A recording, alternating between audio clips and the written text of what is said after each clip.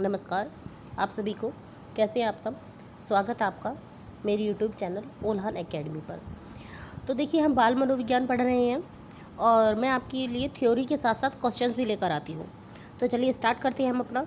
मैं आप सबसे पहले ये बोलना चाहूँगी कि जो भी चैनल पर नया है और पहली बार आया है वो चैनल को सब्सक्राइब करें। भाग 1, विकास के सिद्धांत। मैं आपके लिए 4 भागों में ये पार्ट लेकर आई हूँ।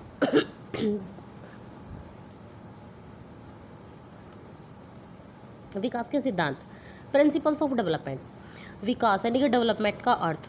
विकास वह सतत यानी कंटिन्यूअस एवं क्रमबद्ध यानी ऑर्डरली प्रक्रिया है जिसके द्वारा बालक में शारीरिक, मानसिक, संज्ञानात्मक, भाषा, सामाजिक, संवेगात्मक तथा नैतिक परिवर्तन होते हैं।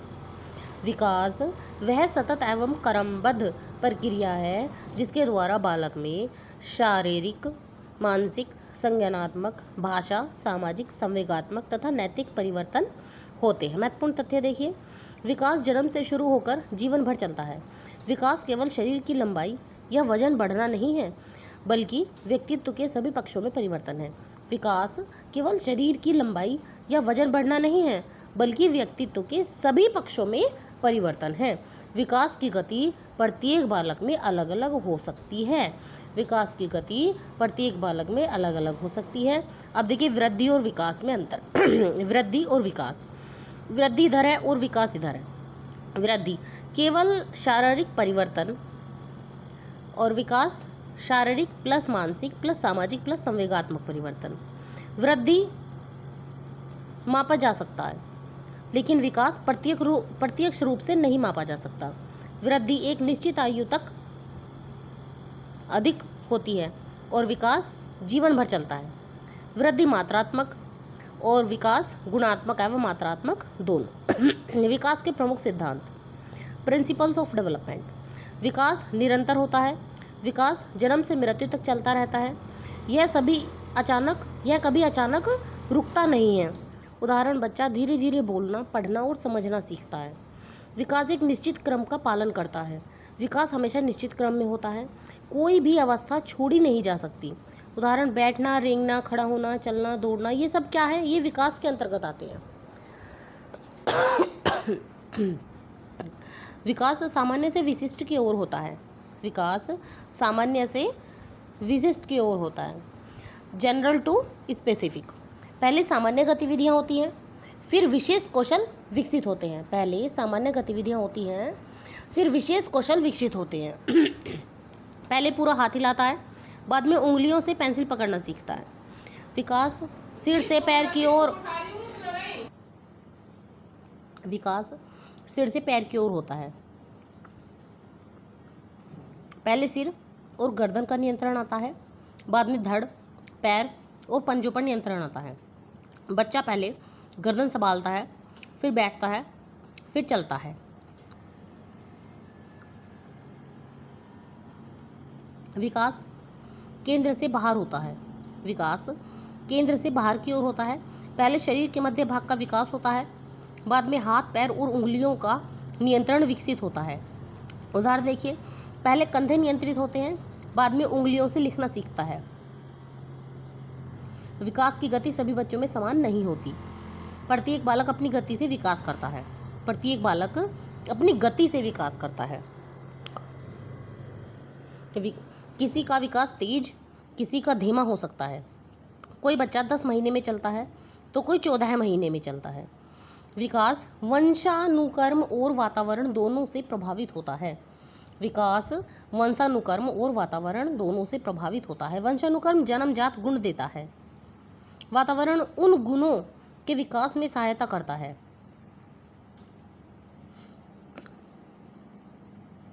देखो, वंशानुक्रम जन्मजात गुण देता है। जो गुण हमें वंशानुक्रम से मिलते हैं, उन गुणों के विकास में सहायता करता है वातावरण। उदाहरण, अच्छा पोषण, शिक्षा और परिवार का सहयोग विकास को बेहतर बनाते हैं।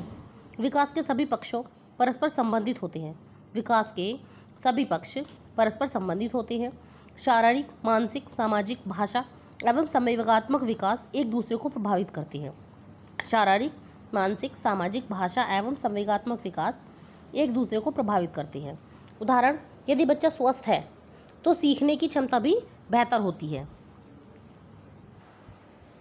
विकास व्यक्तिगत भिन्नताओं पर आधारित होता है। हर बच्चा अलग होता है। सभी बच्चों की रुचि, क्षमता और सीखने की गति अलग होती है। विकास परिपक्वता और अधिगम दोनों का परिणाम है। विकास परिपक्वता और अधिगम दोनों का परिणाम है। केवल परिपक्वता पर्याप्त नहीं है। केवल परिपक्वता पर्याप्त नहीं है। अभ्यास और अनुभव भी आवश्यक है। अभ्यास और अनुभव भी आवश्यक है। उदाहरण, बच्चा बोलने की क्षमता लेकर जन्म लेता है, लेकिन भाषा परिवार और समाज से सीखता है। देखिए, सीटेट यूपीटेट के लिए महत्वपूर्ण बिंदु है। विकास जीवन भर चलने वाली प्रक्रिया। वृद्धि केवल शारीरिक परिवर्तन। विकास का क्रम निश्चित होता है। विकास सामान्य से विशिष्ट की ओर होता है। सिर से पैर की ओर होता है।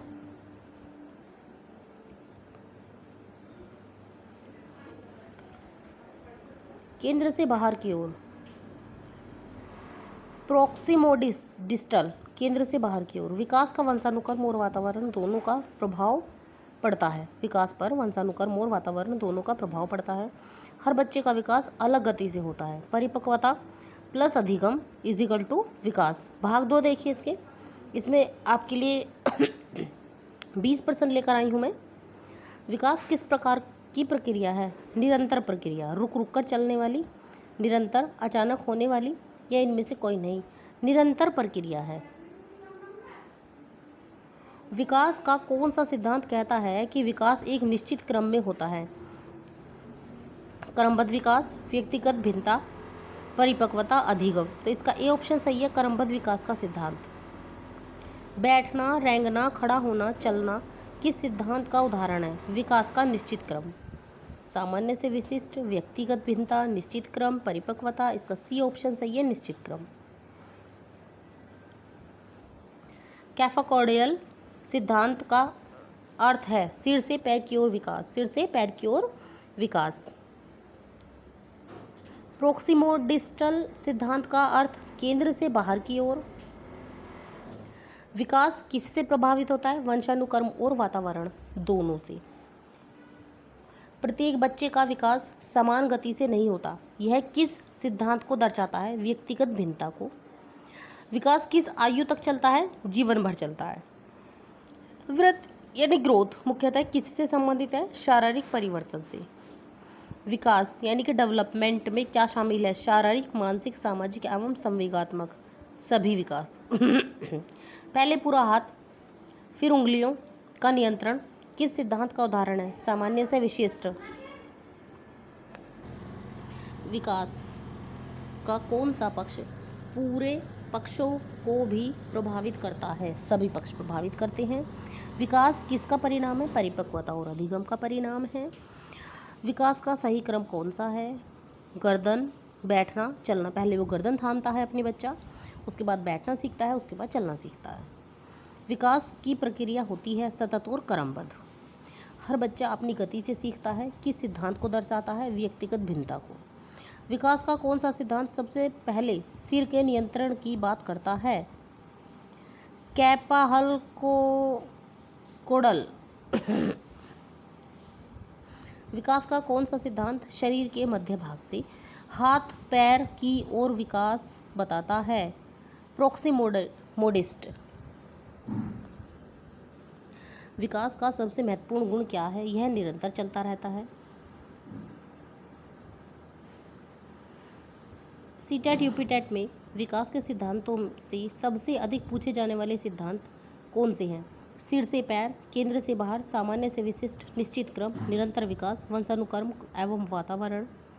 देखिए, ये ट्रिक है हमारी। निरंतर, क्रमबद्ध, सामान्य से विशिष्ट, सिर से पैर, केंद्र से बाहर, व्यक्तिगत भिन्नता, वंशानुक्रम प्लस वातावरण, परिपक्वता प्लस अधिगम। भाग 3 देखिए, विकास की अवस्थाएं। मनोवैज्ञानिकों ने बाल विकास को विभिन्न अवस्थाओं में बांटा है। प्रत्येक अवस्था की अपनी शारीरिक, मानसिक, सामाजिक, संवेगात्मक एवं भाषा संबंधी विशेषताएं होती हैं। मनोवैज्ञानिकों ने बाल विकास को विभिन्न अवस्थाओं में बांटा है। प्रत्येक अवस्था की अपनी शारीरिक, मानसिक, सामाजिक, संवेगात्मक एवं भाषा संबंधी विशेषताएं होती हैं। गर्भावस्था, समय देखिए गर्भधारण से जन्म तक लगभग 9 महीने। विशेषताएं देखिए, शिशु के सभी प्रमुख अंगों का निर्माण होता है, मस्तिष्क का विकास प्रारंभ होता है, माता का पोषण एवं स्वस्थ शिशु के विकास को प्रभावित करता है। इस अवस्था को विकास की आधारशिला माना जाता है। सीटेट तथ्य देखिए, गर्भावस्था अवस्था में कुपोषण, नशा, तनाव और संक्रमण शिशु के विकास पर नकारात्मक प्रभाव डाल सकते हैं। शैशव अवस्था, आयु जन्म से 2 वर्ष तक। विशेषताएं, विकास की सबसे तेज गति, बच्चा बैठना, रेंगना, खड़ा होना और चलना सीखता है, बोलना शुरू करता है, माता पिता से गहरा लगाव बनता है, इंद्रियों और मस्तिष्क का तेजी से विकास होता है। महत्वपूर्ण तथ्य देखें, इसे सीखने की नींव रखने वाली अवस्था माना जाता है। प्रारंभिक बाल्यावस्था आयु 2 से 6 वर्ष। विशेषताएं, भाषा का तेजी से विकास, कल्पना शक्ति बढ़ती है, खेल के माध्यम से सीखना अधिक प्रभावी होता है, सामाजिक व्यवहार विकसित होने लगता है, जिज्ञासा बहुत अधिक होती है। सीटेट तथ्य देखिए, इस अवस्था को खेल की अवस्था भी कहा जाता है। उत्तर बाल्यावस्था आयु 6 से 12 वर्ष। विशेषताएं देखिए, विद्यालयी शिक्षा का महत्वपूर्ण चरण, तर्क एवं सोचने की क्षमता विकसित होती है, मित्रों का प्रभाव बढ़ता है, लिखना, पढ़ना और समस्या समाधान की क्षमता बढ़ती है, अनुशासन एवं जिम्मेदारी की भावना विकसित होती है। सीटेट तथ्य देखिए, इसे विद्यालयी अवस्था भी कहा जाता है। किशोर अवस्था एडोलसेंस आयु 12 से 18 वर्ष लगभग होती है इसकी, 12 से 18 वर्ष। विशेषताएं, शारीरिक एवं हार्मोनल परिवर्तन तेजी से होते हैं, आत्मनिर्भर बनने की इच्छा बढ़ती है, पहचान की खोज होती है, भावनात्मक उतार चढ़ाव अधिक होते हैं, निर्णय लेने की क्षमता विकसित होती है। तथ्य देखिए, किशोर अवस्था को तूफान और तनाव की अवस्था भी कहा जाता है। विकास की अवस्थाओं का सार, अवस्था, आयु, मुख्य विशेषताएं। गर्भावस्था, गर्भधारण से जन्म, अंगों का निर्माण। शैशवावस्था 0 से 2 वर्ष, सबसे तेज विकास। प्रारंभिक अवस्था 2 से 6 वर्ष, खेल, भाषा, जिज्ञासा। उत्तर बाल्यावस्था 6 से 12 वर्ष, विद्यालय, तर्क, मित्र। किशोर अवस्था 12 से 18 वर्ष, पहचान, भावनात्मक परिवर्तन। देखिए, कुछ महत्वपूर्ण तथ्य हैं। गर्भावस्था विकास की आधारशिला, शैशवावस्था 0 से 2 वर्ष, सबसे तेज विकास। प्रारंभिक बाल्यावस्था 2 से 6 वर्ष, खेल एवं भाषा का विकास। उत्तर बाल्यावस्था 6 से 12 वर्ष, विद्यालयी एवं बौद्धिक विकास। किशोर अवस्था 12 से 18 वर्ष, पहचान, निर्माण एवं तीव्र शारीरिक परिवर्तन। भाग 4 देखिए, इसमें 20 MCQ हैं आप सबके लिए। विकास की पहली अवस्था कौन सी है? गर्भावस्था। गर्भ अवस्था का समय होता है गर्भधारण से जन्म तक। शैशव अवस्था की आयु कितनी होती है? जन्म से 2 वर्ष। विकास की सबसे तीव्र गति विकास किस अवस्था में होती है? शैशव अवस्था में। प्रारंभिक बाल्यावस्था की आयु होती है 2 से 6 वर्ष। खेल की अवस्था किसे कहा जाता है? प्रारंभिक बाल्यावस्था को। उत्तर बाल्यावस्था की आयु होती है 6 से 12 वर्ष। विद्यालयी अवस्था किसे कहा जाता है? उत्तर बाल्यावस्था को। किशोर अवस्था की आयु लगभग होती है 12 से 18 वर्ष। तूफान और तनाव की अवस्था किसे कहा जाता है? किशोर अवस्था। भाषा का सबसे तेज विकास किस अवस्था में होता है? प्रारंभिक अवस्था में। पहचान का विकास मुख्यतः किस अवस्था में होता है? किशोर अवस्था में। बच्चे में बैठना, रेंगना और चलना मुख्यतः किस अवस्था में होता है? सीखता है, शैशव अवस्था में। मित्रों का प्रभाव सबसे अधिक किस अवस्था में बढ़ता है? उत्तर बाल्यावस्था में। गर्भ अवस्था में शिशु के विकास को सबसे अधिक कौन प्रभावित करता है? माता का पोषण एवं स्वास्थ्य। कल्पना शक्ति का अधिक विकास किस अवस्था में होता है? प्रारंभिक बाल्यावस्था में। तर्क एवं समस्या समाधान क्षमता का अधिक विकास किस अवस्था में होता है? उत्तर बाल्यावस्था में।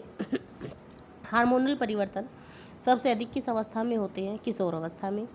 विकास की आधारशिला किस अवस्था को माना जाता है? किशोर अवस्था, गर्भ अवस्था को।